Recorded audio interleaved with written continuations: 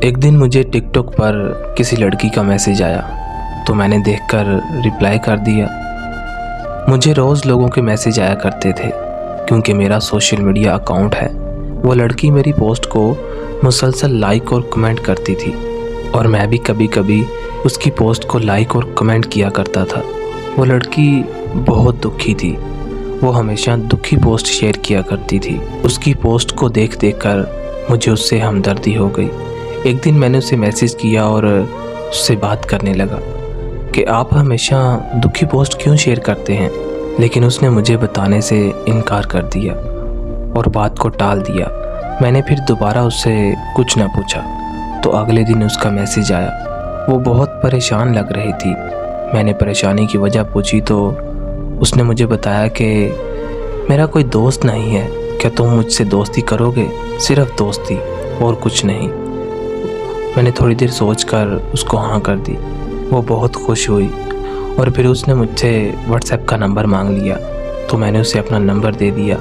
اب ہماری بات واٹس ایپ پر ہونا شروع ہو گئی۔ پھر ایک دن وہ بہت اداس تھی تو میرے پوچھنے پر اس نے بتایا کہ میری عمر 24 سال ہے اور میری شادی ہو چکی ہے، میرے 3 بچے ہیں، لیکن میں اپنے شوہر سے بہت تانگ ہوں۔ یہ بات سن کر میں بہت حیران ہوا۔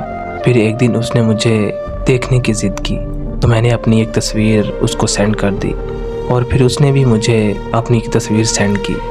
جب میں نے اسے دیکھا تو وہ بہت پیاری اور بہت معصوم لڑکی تھی، لیکن اس کے شوہر نے اس کا بہت برا حال کیا ہوا تھا۔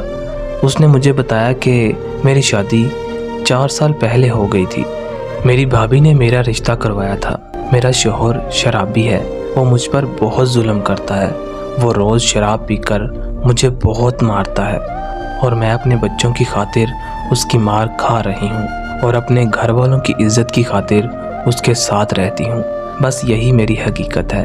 میں آپ کو دھوکے میں نہیں رکھنا چاہتی تھی، اس لیے میں نے آپ کو سب کچھ بتا دیا۔ یہ سب کچھ سن کر مجھے اس سے اور ہمدردی ہو گئی۔ میں اس کا بہت خیال رکھنے لگا، اسے کھانا کھانے کا بولنا۔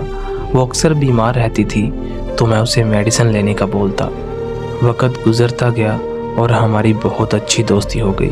وہ مجھ سے کہتی ہے کہ آپ سے پہلے میرا ایسے خیال کبھی کسی نے نہیں رکھا۔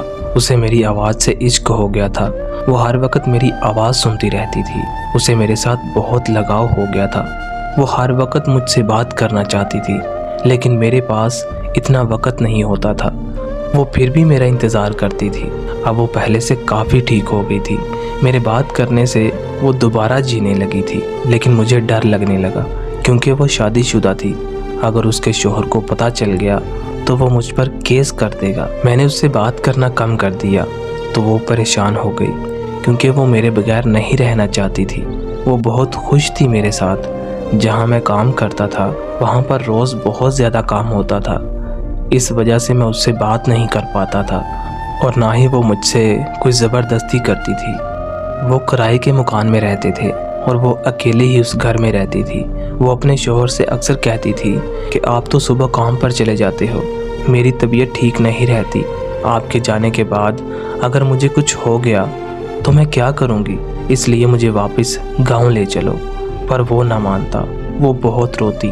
جب میں اس سے بات نہ کرتا تو اس کی طبیعت خراب ہو جاتی۔ ایک دن تو اس نے حد کر دی۔ مجھے بولتی ہے اگر آج آپ نے مجھ سے بات نہ کی تو میں چھت سے کود کر اپنی جان دے دوں گی۔ میں بہت ڈر گیا۔ اس واقعہ کے بعد میں اس سے جان چھڑانے لگا کہ کہیں یہ کچھ غلط نہ کر لے۔